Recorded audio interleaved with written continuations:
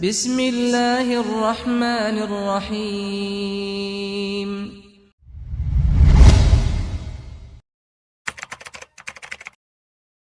Bismillahirrahmanirrahim. Assalamualaikum warahmatullahi wabarakatuh.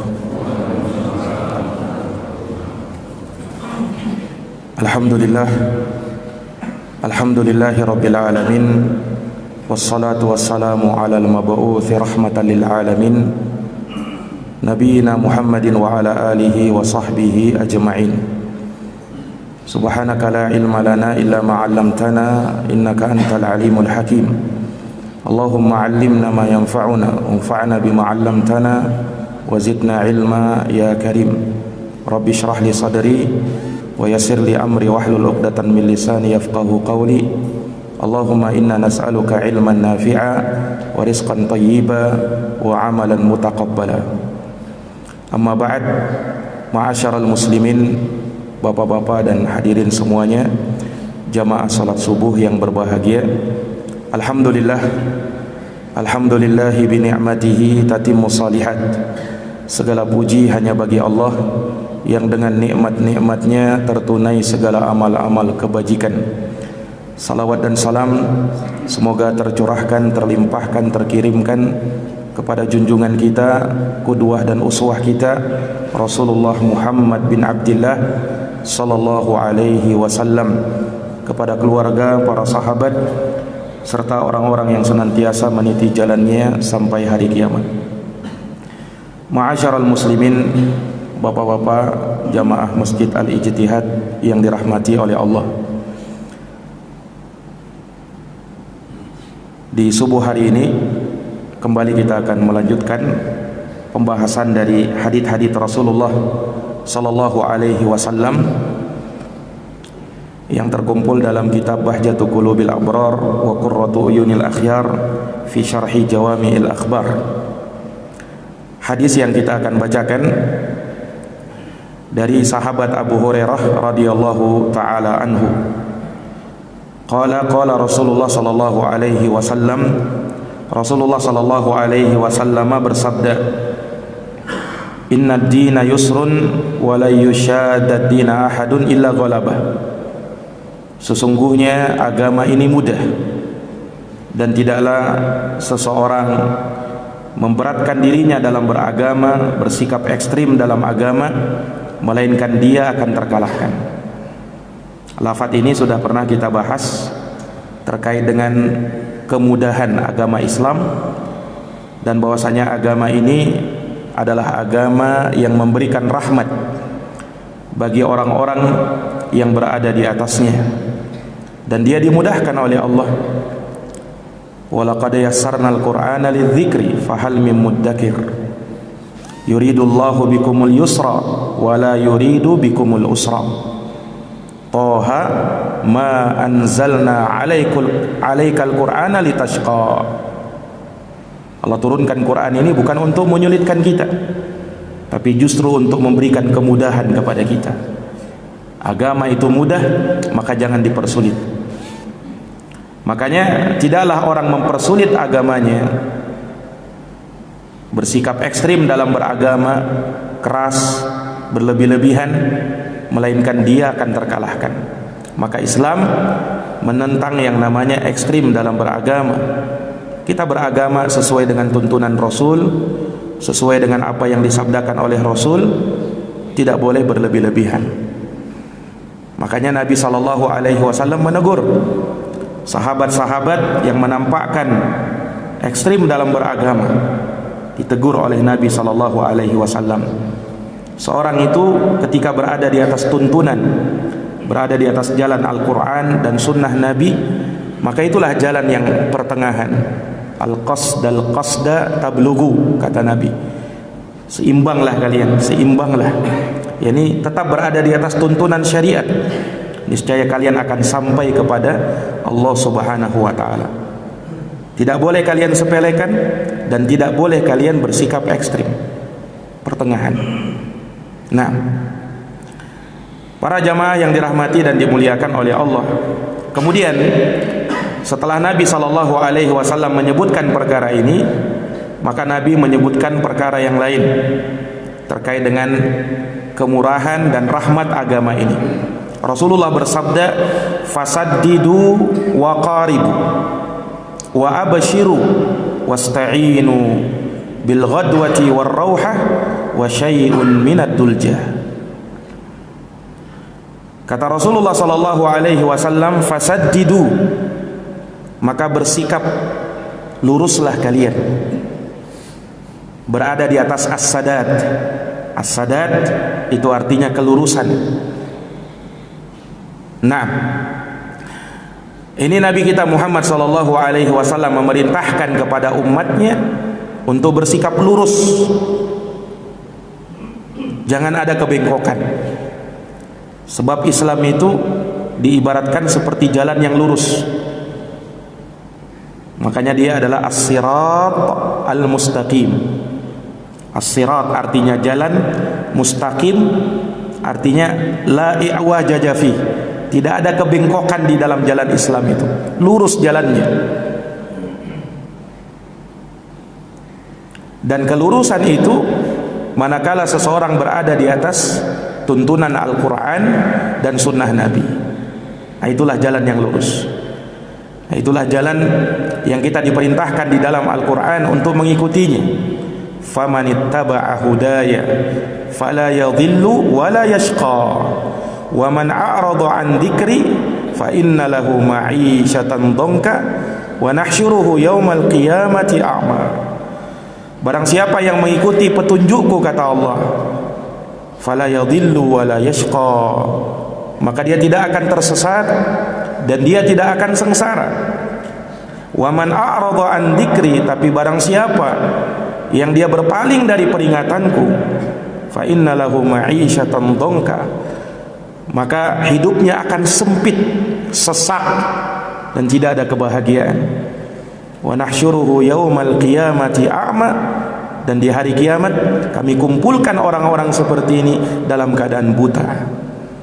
Ketika dia tidak berada di atas jalan yang lurus, tidak berada di atas tuntunan Al-Quran dan sunnah Nabi. Kita diperintahkan untuk bersatu di atas hal yang seperti ini.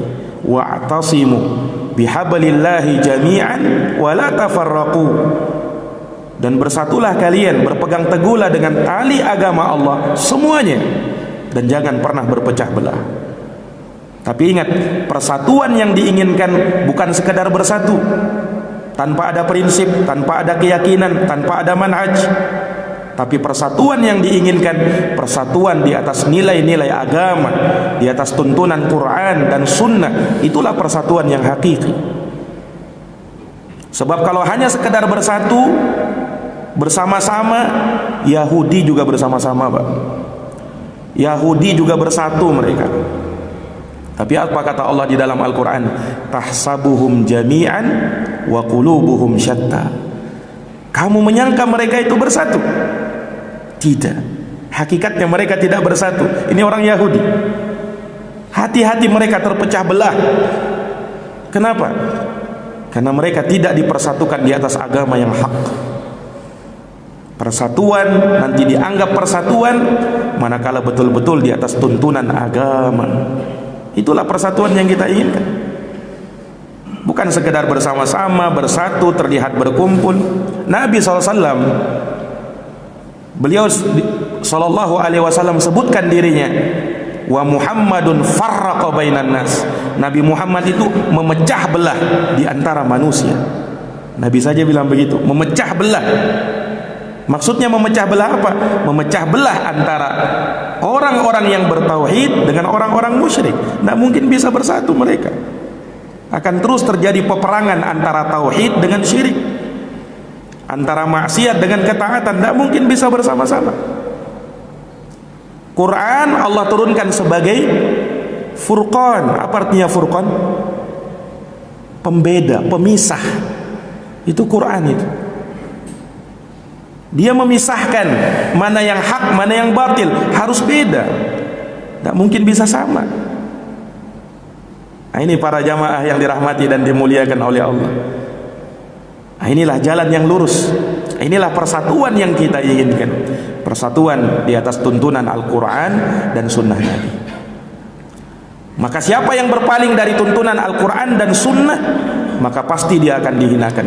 Innal ladina yuhadduna Allah wa rasulah ulaika fil adallin. Sesungguhnya orang-orang yang menentang Allah dan Rasulnya, berpaling dari Quran dan Sunnah Nabinya, maka dialah orang-orang yang dihinakan. Dan Nabi bersabda, wa ju'ilatidz dzallu was-sagharu liman khalafa amri. Akan dijadikan kehinaan, kerendahan bagi siapa saja yang menyelisihi perintahku.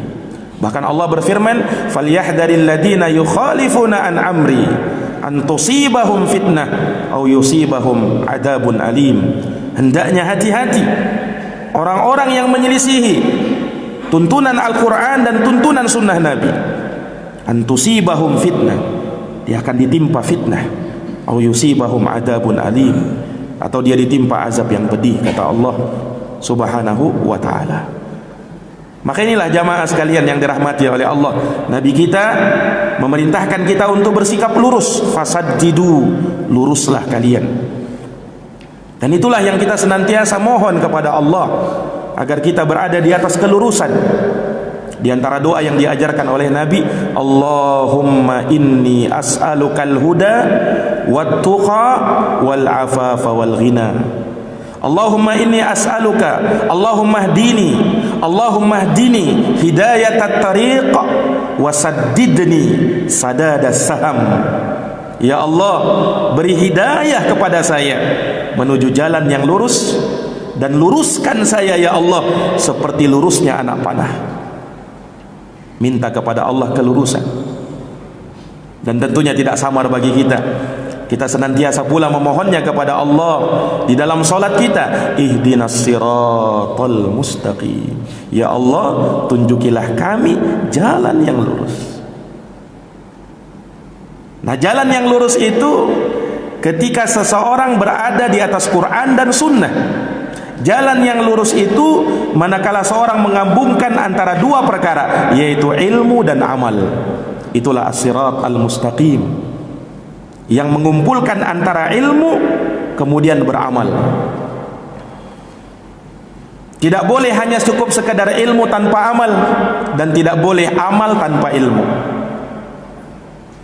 Makanya kalau kita lihat tafsir ayat ini, surat Al-Fatihah, ihdinas siratal mustaqim, tunjukilah kami jalan yang lurus, siratal ladina an'amta alaihim, yaitu jalan orang-orang yang kau beri nikmat kepada mereka. Maksudnya orang yang mengumpulkan ilmu dan amalan. Setelah dia berilmu, maka dia beramal dengan ilmunya. Itulah jalan yang lurus. Kemudian kita berlindung dari dua jalan, ghairil maghdubi alaihim, bukan jalan orang-orang yang engkau murkai ya Allah.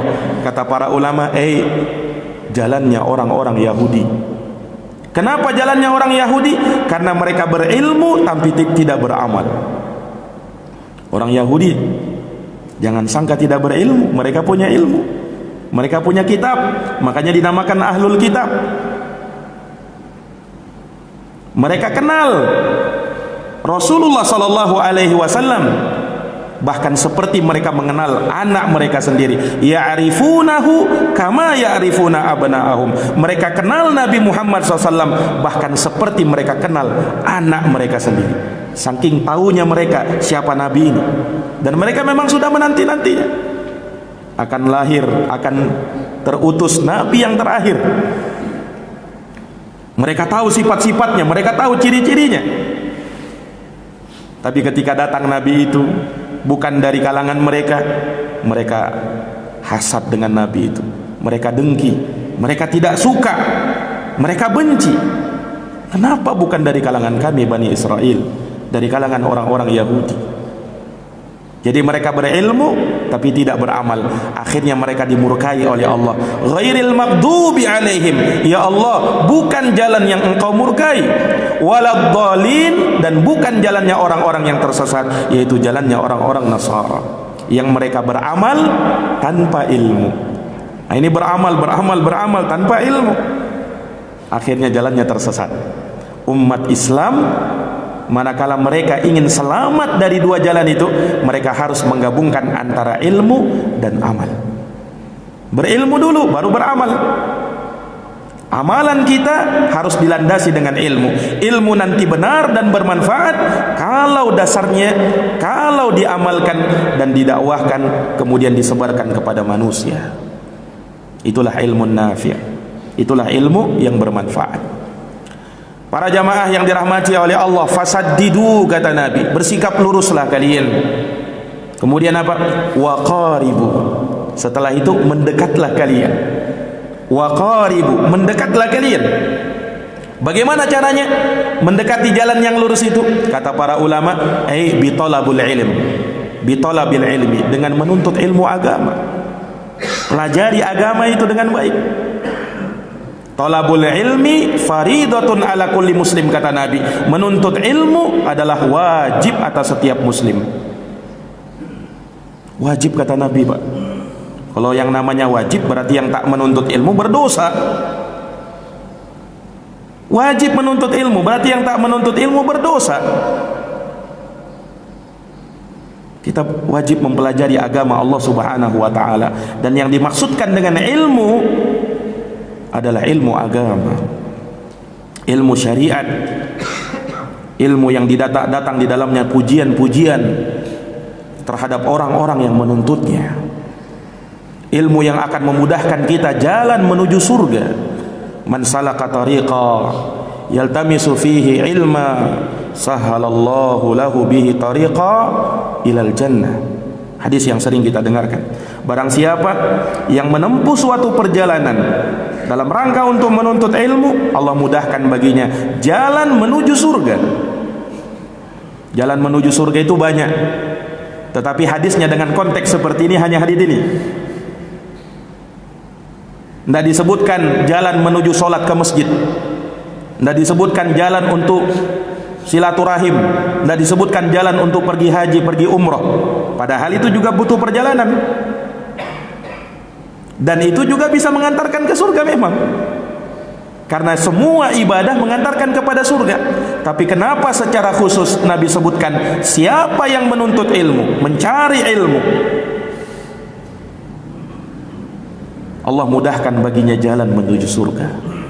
Karena memang ilmu adalah kunci dari semua itu.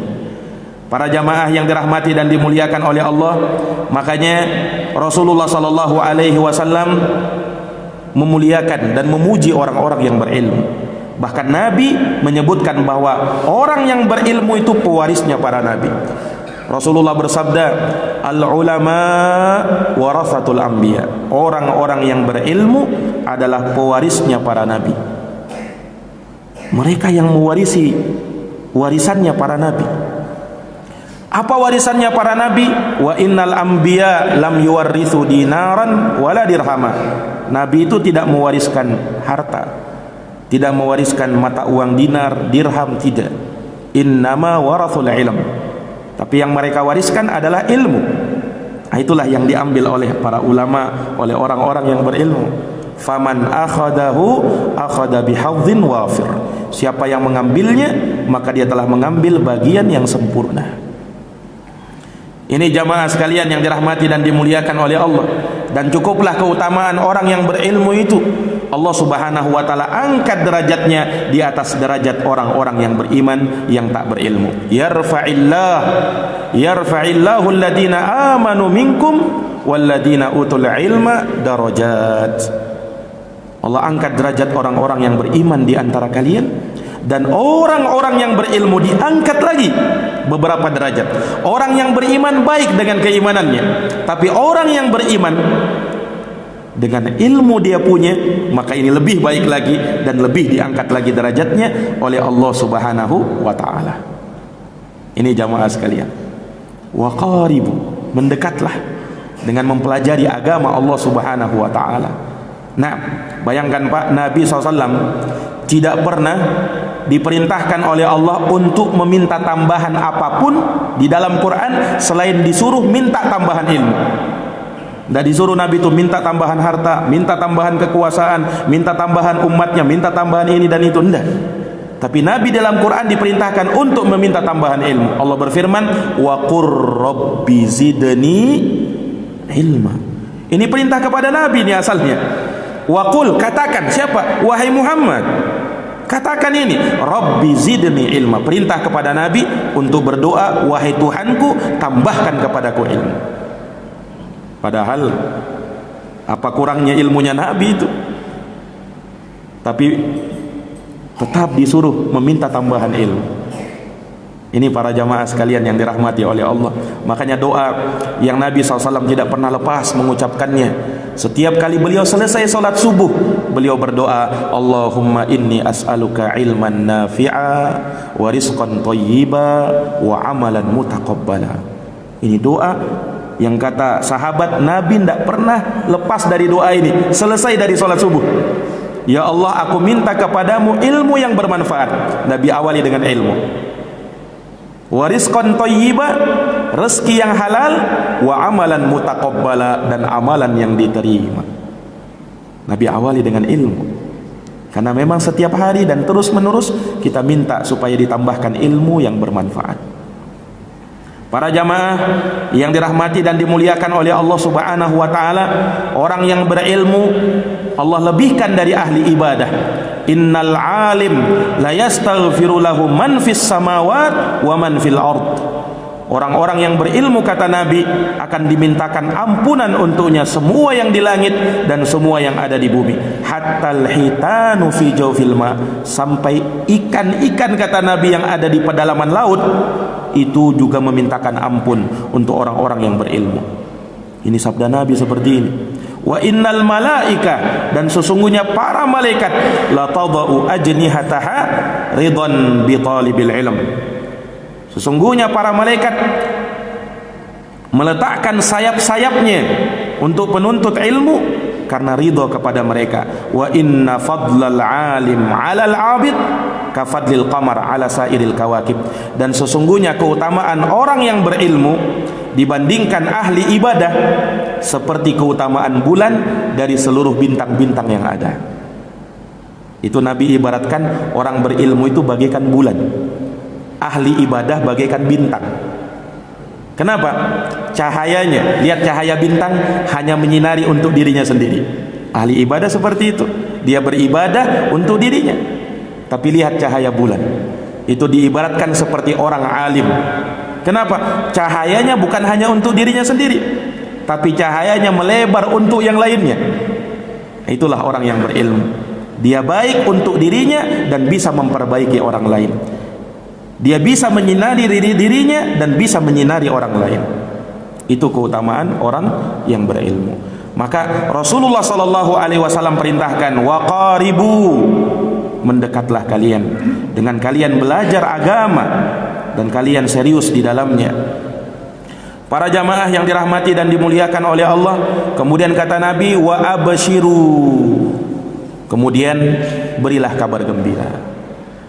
Ini agama kita, agama yang memberikan kabar gembira, agama yang memberikan kabar gembira bagi siapa? Bagi mereka-mereka yang beramal. Makanya Rasulullah SAW ketika mengutus sahabatnya untuk berdakwah, kata Nabi pesani, wabashiru wala tunaffiru, beri kabar gembira dan jangan membuat orang lari. Agama ini memberi kabar gembira. Nah, makanya kalau kita lihat ya keutamaan pahala dari orang-orang yang beramal, ini luar biasa. Janji-janji Allah Subhanahu wa taala. Nah, bagi orang yang bersedekah, misalnya ada sahabat membawa 1 ekor onta. Dia katakan apa? Ya Rasulullah, ini onta ini saya berikan di jalan Allah Subhanahu wa taala. Apa kata Nabi? Engkau akan mendapatkan 700 onta yang seperti ini nanti di surga. Menunjukkan apa? Satu yang kita infakkan Allah lipat gandakan menjadi 700 kali lipat. Itu kabar gembira. Nah, dan terkadang kita itu beramal ringan amalan kita, tapi berat dalam timbangan. Zikir misalnya, Rasulullah bersabda, kalimatani khafifatani alal lisani saqilatani fil mizani habibatani indar rahmani. Ada 2 kalimat kata Nabi, ringan di lisan, berat di timbangan, dicintai oleh Allah Ar-Rahman. Subhanallah wa bihamdi, subhanallahil azim. Kabar gembira, berat di timbangan, mudah diamalkan. Nah, demikian pula Allah Subhanahu wa taala memberi kabar gembira di dalam Al-Qur'an, di dalam hadits-hadits Rasulullah, disifatkan bagaimana surga itu bagi mereka yang beramal. Surga itu luar biasa. Nah, kenikmatan-kenikmatan di dalamnya, kenikmatan-kenikmatan yang tiada tara. Bayangkan yang paling ringan saja, yang paling rendah saja, orang yang ada di dalam surga itu seperti orang yang mendapatkan nikmat seperti raja ditambah 50 kali lipat lagi. Bayangkan, itu paling rendah, Pak. Surga itu kata Nabi ada mi'atu darajah, ada 100 tingkatan. Tiap tingkatan semakin tinggi dia, semakin nikmat. Nah, Nabi Musa pernah bertanya, "Ya Rabbi, wahai Tuhanku, man adana ahlil jannah?" Siapa penghuni surga yang paling rendah derajatnya? Maka disebutkan dialah orang yang paling terakhir masuk surga. Dialah yang paling terakhir masuk surga. Karena sebelum itu dia masuk neraka dulu. Nah, dia yang paling terakhir masuk surga. Semua orang sudah masuk surga, tinggal dia yang terakhir. Maka dia bertanya, "Untukku apa ya Allah?" Allah katakan kepada dia, "Wahai hambaku, atardo antakuna laka mislu malakin min mulukid dunia?" Apakah kamu suka kalau diberikan nikmat seperti raja dari raja-raja yang ada di dunia? Ini kata para ulama menunjukkan bahwa nanti di surga orang itu semuanya jadi raja. Yang paling rendahnya saja seperti itu. Yang paling rendahnya dia berkata, "Aku sudah ridho wahai Tuhanku." Allah lipat gandakan menjadi 5 kali lipat. Allah lipat gandakan 5 tadi dikali 10 lagi, 50 kali lipat. Jadi kamu akan dapatkan nikmat seperti raja ditambah 50 kali lipat lagi. Dia bilang, "Raditu ya Rabb," aku sudah ridha wahai Tuhanku. Itu yang paling rendah. Yang paling nikmatnya bagaimana? Paling rendahnya aja begitu. Nah, ini kabar gembira atau tidak? Kabar gembira. Sementara yang paling nikmatnya tidak bisa dilukiskan dengan kata-kata. A'dadtu li ibadiyas salihin. Aku siapkan, kata Allah, untuk hamba-hambaku yang salih, ma la ainun ra'at. Kenikmatan di dalam surga tak pernah terlihat oleh mata, wala udunun sami'at, tak pernah terdengar oleh telinga, wala khatar ala qalbi bashar, dan tak pernah terbersit dalam hati manusia. Artinya surga itu tidak bisa digambarkan, tidak bisa kita khayalkan, tidak bisa kita bayangkan. Kalau kita khayalkan mungkin surga itu begini terlukis dalam benak kita, yakinilah surga lebih nikmat daripada itu. Tidak bisa dilukiskan, Pak, surga nikmatnya itu. Nah, yang paling rendahnya aja begitu. Ini kabar gembira. Ini kabar gembira yang luar biasa. Para jamaah yang dirahmati dan dimuliakan oleh Allah. Nah, kalau kita bercerita tentang surga, luar biasa kenikmatan-kenikmatannya. Dari wanita-wanita penghuni surga. Nah, Rasulullah SAW menyebutkan tentang bidadari surga. Kata Nabi SAW bahwa mahkota yang ada di bidadari surga itu lebih baik daripada dunia dan seisinya.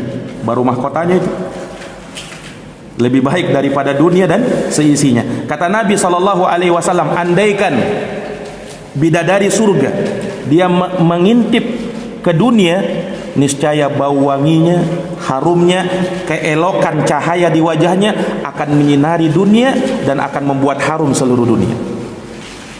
Itu bidadari surga. Para jamaah yang dirahmati oleh Allah. Nah, ini semua kabar gembira. Ini semua kabar gembira. Agama kita memberikan kabar gembira. Makanya motivasi orang untuk memberikan kabar gembira dan diberi kabar gembira. Tapi ingat, selain manusia itu dimotivasi dengan diberikan kabar gembira, mereka juga harus diberi peringatan. Nah, ini juga harus seimbang. Jangan kabar gembira terus. Ada juga peringatan-peringatan supaya mereka takut. Makanya di dalam Quran itu selain diceritakan tentang surga, diceritakan juga tentang neraka. Artinya apa? Supaya orang jangan sampai terlalu harap-harap, tidak ada takutnya. Sama kalau misalnya diberikan peringatan neraka saja terus, tidak ada kabar gembiranya. Akhirnya orang takut saja, tidak punya harapan lagi. Nah, Islam itu mengatur di atas rasa takut dan harapan. Orang kalau menghadap kepada Allah, meninggal dalam keadaan dua perkara ini ada pada dirinya, dia takut dan penuh harapan, maka ini kabar gembira untuk dirinya. Ini para jamaah yang dirahmati dan dimuliakan oleh Allah Subhanahu wa taala. Kemudian yang terakhir, Nabi sallallahu alaihi wasallam menyebutkan perkara wasta'inu bil ghadwati war rauhah wa syai'un minad duljah. Kata Nabi sallallahu alaihi wasallam, wasta'inu, mintalah pertolongan kepada Allah bil ghadwah, di waktu pagi, war rauhah, kemudian di waktu malam, wa syai'un minad duljah, dan sedikit ya di waktu tengah malam. Lihat di sini, minta pertolongan kalian kepada Allah Subhanahu wa taala di 3 waktu ini. Karena apa? 3 waktu ini adalah waktu-waktu yang baik, waktu-waktu yang penuh dengan keberkahan. Pertama, di waktu pagi. Mintalah pertolongan kepada Allah di waktu pagi. Kenapa waktu pagi?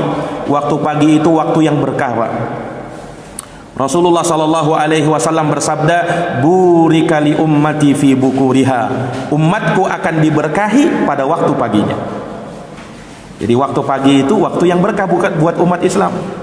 Nah, sehingga tidaklah mereka beramal di waktu itu kecuali amalnya akan dilipat gandakan oleh Allah. Tidaklah mereka bekerja kecuali pekerjaannya akan diberkahi oleh Allah. Makanya itulah Nabi sallallahu alaihi wasallam meminta kepada Allah di waktu pagi itu. Dan lihat, amalan di waktu pagi itu luar biasa, Pak. Luar biasa. Kita buka dengan ibadah kepada Allah. Salat sunnahnya saja kata Nabi, raqatal fajri khairun minad dunya wa ma fiha. 2 rakaat sunnah subuh lebih baik daripada dunia dan seisinya. Itu 2 rakaat sunnah subuh. Nah, bagaimana dengan wajibnya? Tentu lebih utama. Kenapa bisa utama? Dan itu tidak disebutkan untuk 2 rakaat sebelum zuhur, 2 rakaat setelah zuhur, tidak disebutkan itu keutamaan tadi. Hanya 2 rakaat subuh. Di antara rahasianya karena kemuliaan ibadah di waktu subuh. Dan lihat bagaimana keutamaannya lagi. Setelah dia mengerjakan sholat subuh di masjid berjamaah, kemudian dia duduk, dia berzikir kepada Allah Subhanahu wa taala sampai datang waktu syuruk. Lalu dia sholat 2 rakaat. 2 rakaat sunnah syuruk, kata Nabi apa? Kana lahu ka ajri hajin ka ajri umratin wa hajin taman hajjatuh. Yani dia akan mendapatkan keutamaan sama seperti orang yang umroh, seperti orang yang haji, sempurna umroh dan haji. Bisa hanya besar begitu keutamaannya. Ya karena tadi keutamaan beribadah di waktu pagi. Itulah keberkahan di waktu pagi. Itulah keberkahan di waktu pagi. Nah, dan tidaklah seorang berusaha bekerja di waktu pagi kecuali pekerjaannya akan diberkahi. Dan ini dipraktekkan oleh sebagian sahabat yang meriwayatkan hadis ini. Dia dengar hadis itu, oh diberkahi di waktu pagi. Akhirnya dia memulai usahanya, dagangnya di waktu pagi.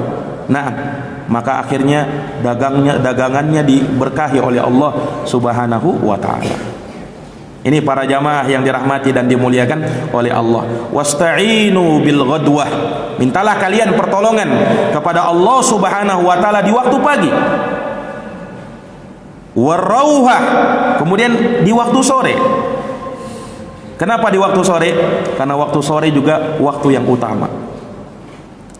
Bayangkan Allah Subhanahu wa taala bersumpah dengan waktu sore, wal 'ashr, demi waktu sore.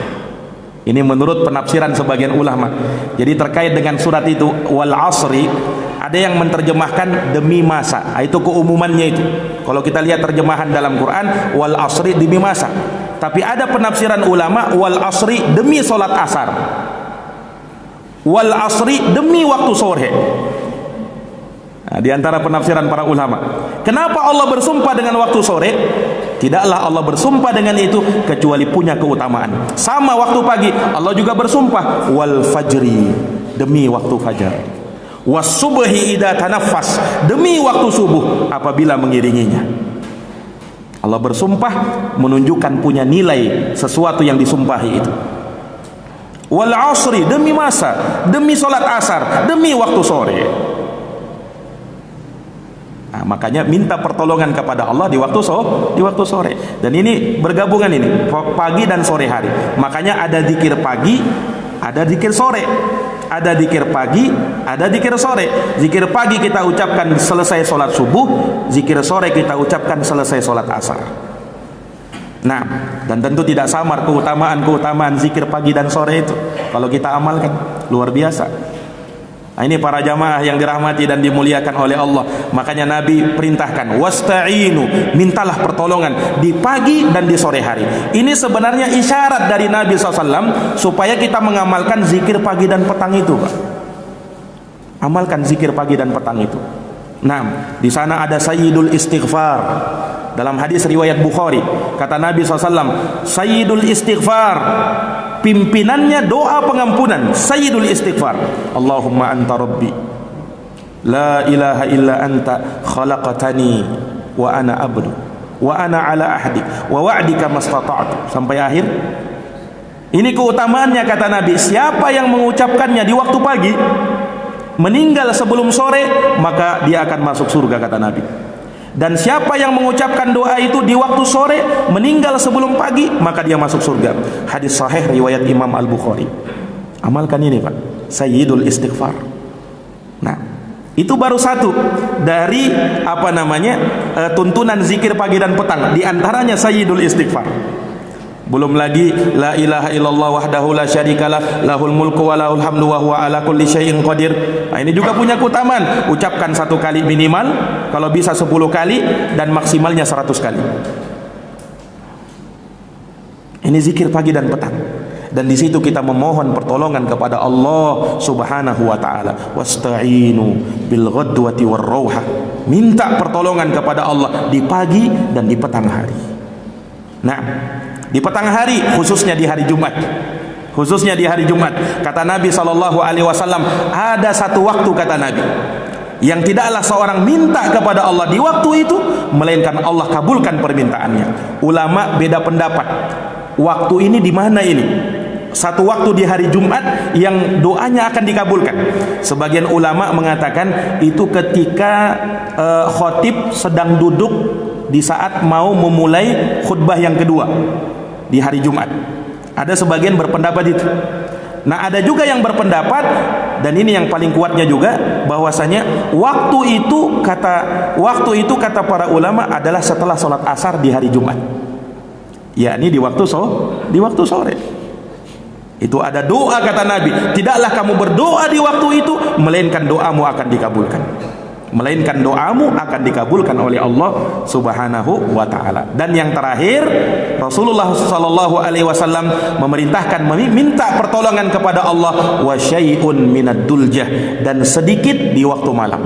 Maksudnya sedikit di waktu malam, di sepertiga malam terakhir. Nah, ini juga waktu yang utama. Selain keutamaan waktu pagi, waktu sore, dan di sepertiga malam terakhir, itu juga waktu yang utama. Dan itu juga waktu yang mustajabah. Makanya Nabi SAW bangkit, berdiri, bangun untuk mengerjakan sholat di waktu itu. Kenapa, Pak? Di waktu itulah, dalam hadis riwayat Imam Al-Bukhari dan Imam Muslim, Allah Subhanahu wa taala turun ke langit dunia. Turunnya Allah jangan dibagaimanakan. Turunnya Allah sesuai dengan kebesaran, keagungan, kemuliaan Allah, tidak serupa dengan makhluknya. Allah turun. Kemudian Allah berfirman, man yas'aluni may yad'uni fa astajibalah. Siapa yang doa kepadaku, aku akan kabulkan doanya. Wa may yas'aluni fa u'tiyah. Siapa yang minta kepadaku, maka aku akan beri. Wa may yastaghfiruni fa aghfirlah. Siapa yang minta ampun kepadaku, aku akan ampuni. Dan itu terjadi di sepertiga malam terakhir. Ingat, jangan dibagaimanakan. Kalau hadits-hadits tentang sifat-sifat Allah, tentang nama-nama dan sifat-sifat Allah Subhanahu wa taala, jangan dibagaimanakan. Jangan dipikirkan dengan akal. Wah, kalau sepertiga malam terakhir di sini, berarti sepertiga malam di tempat yang lain bagaimana? Nah, kemudian di daerah yang lain bagaimana? Tidak usah dipikirkan dengan itu. Yang harus kita pikirkan bagaimana kita bisa beramal, bisa bangun di sepertiga itu, kemudian kita berdoa. Itu intinya. Jangan berpikir, oh ini bagaimana kalau begini. Nah, beribadah kepada Allah di waktu malam, itu yang terpenting. Berdoa kepada Allah di waktu malam, di sepertiga malam terakhir, itu yang terpenting. Ini para jamaah yang dirahmati dan dimuliakan oleh Allah Subhanahu wa ta'ala. Iya, maka ini hadis yang mulia dari hadis-hadis Nabi SAW terkait dengan kemurahan agama, kemudahan agama. Agama tidak ekstrim. Kemudian bagaimana Nabi SAW menuntunkan kita agar bersikap lurus di dalam agama, kemudian mendekat serta memberikan kabar gembira, lalu terakhir ditutup dengan permintaan pertolongan kepada Allah Subhanahu wa taala di waktu pagi, di waktu sore, dan sedikit di waktu malam, yaitu di sepertiga malam terakhir. Mudah-mudahan hadis yang mulia ini bisa memberikan manfaat bagi kita, menambah ilmu kita, menambah iman dan takwa kita kepada Allah Subhanahu wa taala. Jazakumullah khairan atas perhatiannya. Mohon maaf atas segala kekurangannya. Kita tutup dengan doa kafaratul majlis. Subhanakallahumma wa bihamdika asyhadu an la ilaha illa anta astaghfiruka wa atubu ilaik. Subhana rabbika rabbil izzati amma yasifun wa salamun alal mursalin walhamdulillahi rabbil alamin. Wassalamu alaikum warahmatullahi wabarakatuh.